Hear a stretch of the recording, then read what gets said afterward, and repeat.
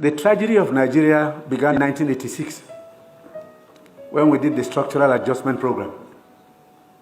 When we were persuaded to devalue our currency every week for 32 years. When I went to school, and many of you are here, the Naira was $1.50. The Naira was almost £1 sterling.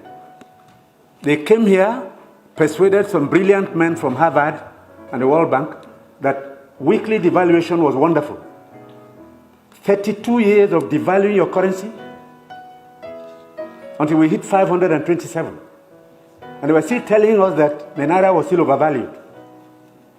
That brought poverty, misery upon us. Then interest rates went to 30%. So nobody could build a factory, start a farm, produce anything, or create jobs. Because every time you bring in a shipload of rice, you also bring in a shipload of unemployment. Because you are transferring your wealth to sustain other economies. Somehow, Nigerians didn't notice it.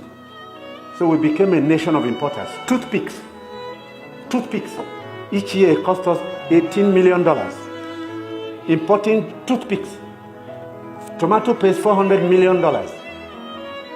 So you talked about tomatoes now. One basket in town now is less than 2,000 naira. The farmers are losing money because the processors don't have enough funds to set up factories. They are going to do tomato paste. It's food-grade stainless steel. You can't just use anything because you'll be putting poison in people's stomachs. 2 factories have started off. I believe by the middle of next year, we can comfortably tell importers of tomato paste to stop. But when you do, you make enemies. Even the rice we're trying to reduce. We have enemies, heavy enemies, people who can kill if they have a chance, because you're spoiling their business. And let nobody take it lightly. These guys have seized this country's economy, they've taken us hostage, and they have no intention of giving up. Because this is a huge market, a very sweet market, and they have taken control. And I'm saying it because I have been in this business for 41 years and I can tell you some history. Abdullahi Adamu is here. Import milk, sugar, toothpicks, toothpaste, handkerchiefs, pencils. We don't make. To cure Nigerians of that malady will take a while. It will take a strong government. That's the truth. And they are not happy that we're cutting down. When we cut down, they lose money there. So you see all sorts of publications. We're telling lies. We're not growing rice. We're trying to demoralize the local farmers and make sure that the economy fails.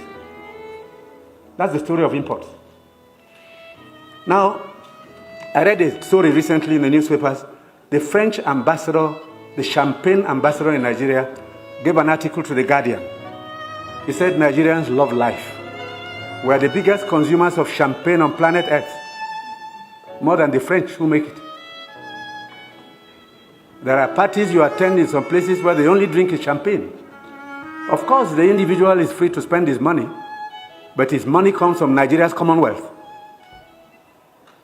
So on imports, it will take a while for us to get used to local goods and accept that we should consume what we produce and produce what we want to consume.